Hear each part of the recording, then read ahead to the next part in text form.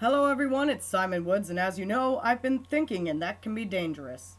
There's been a lot of banter in YouTube land recently about feminism, misogyny, and sexism, so much so that my brain's about ready to explode with how much insanity there is. So, I watch a lot of Thunderfoot, and Thunderfoot has been discussing feminism from the standpoint of a guy. Which, yeah, that's fair, it's a debate. And he's debating many feminists out there, especially Anita Sarkeesian.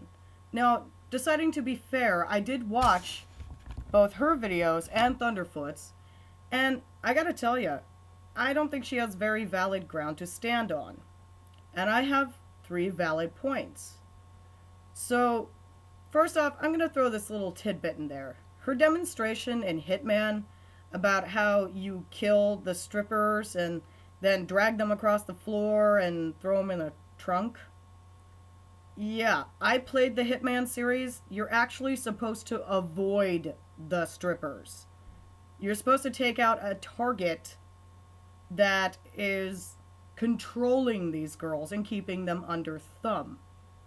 If you hit or kill or stab or whatever to the strippers, you're actually penalized. So, yeah. But here are the 3 points that I am going to argue.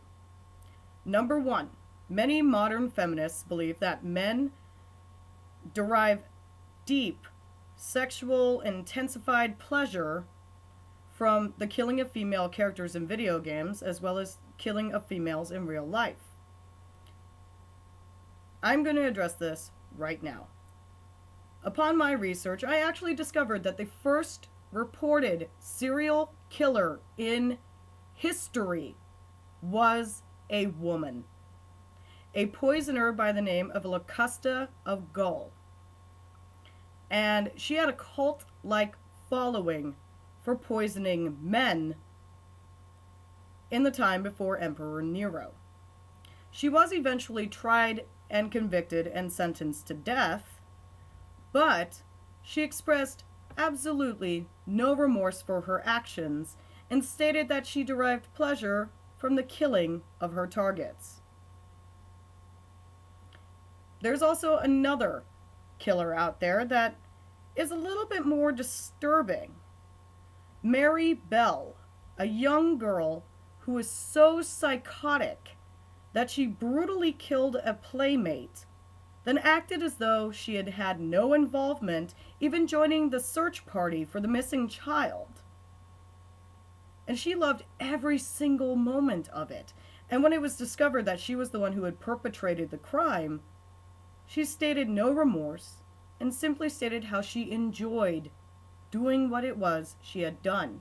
Even in the Slender Man stabbing, the 2 girls expressed that they had no remorse and enjoyed doing what it was they were doing. So, your argument number 1 is invalid. Women derive just as much pleasure from killing as men. Where do you think we get the term Black Widow from? The second part is women's portrayal in media, especially things like the modeling industry. Now, this is a double-edged sword.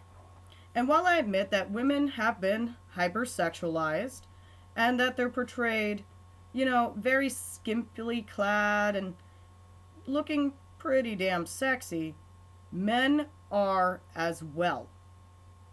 In fact, if you are not a bronzed, well-muscled, well-endowed, slightly feminine yet overbearingly rugged man, you are not attractive. Studies have actually shown that this hypersexualized portrayal of a man is more enticing to a woman than the average Joe. Have you ever seen a Calvin Klein model in the underwear? He's got well-built muscles, lean, with a perfect triangular shape from the shoulder to the waist. Bronzed, gorgeous. That is nowhere near the reality of the male species. We're kind of normal. But if women prefer this hypersexualized appearance of men, why do you think men keep going out to gyms and pumping themselves up and getting muscular bodies? It's not just for them. They are doing it because they want to appeal to women. So, second argument, invalid. And the third point of this is women's portrayal in media as far as strong female protagonist characters. A lot of modern feminists will address this as, well, they're skimpy and stuff like that. No. Have you ever heard of an anime called Attack on Titan? There is a woman in this show called Mikasa Ackerman, and she is literally bitchin'. She is top of her class. She's a prodigy. She's a high-ranking military official. And she kicks butt, all while dressed in clothes from her neck to her feet. Or there's Uma Thurman's character in Kill Bill. She is badass. And she goes around slaughtering hundreds of guys. Unnamed, masked men with a sword. So, yeah, that's a little bit invalid. So, let's recap, shall we? The first recorded serial killer in history was a woman, and women derive just as much pleasure from killing as men. 2. Men are just as over-sexualized in the media as women. 3.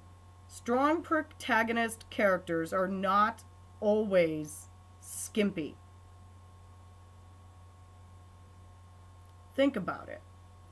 To be honest with you, I don't see what the big deal is. I do have some feminist friends. My younger sister believes in women's rights. And I'm going to put this bluntly. I believe that men should have absolutely no say in a woman's reproductive rights. If they want protection and all that stuff, that's their choice. If they want an abortion, that's their choice. I'm not going to sit here and dictate to women what it is that they should have or what it is they should do. It's not my place. It's not my body. It's not my choice to be made. So yeah, men should have absolutely no rights in deciding what a woman should do with her reproductive system. And I also believe that the gap between men and women's pay is ridiculous. Men and women should be paid the same amount if they are doing the same job. And I admit there's a lot of work to be done in creating equality, true equality for men and women. But modern day feminists are not doing anything to help this point. In fact, they're making it harder for a lot of people to take this issue seriously. Now, to quote my younger sister, I believe in women's rights just as much as the next woman. We have a right to say what it is we do with our bodies. We have a right to say what we do with our lives. The pay gap, that's ridiculous. But there is no way in hell I am going to be a feminazi. So, as always, the door to discussion is open.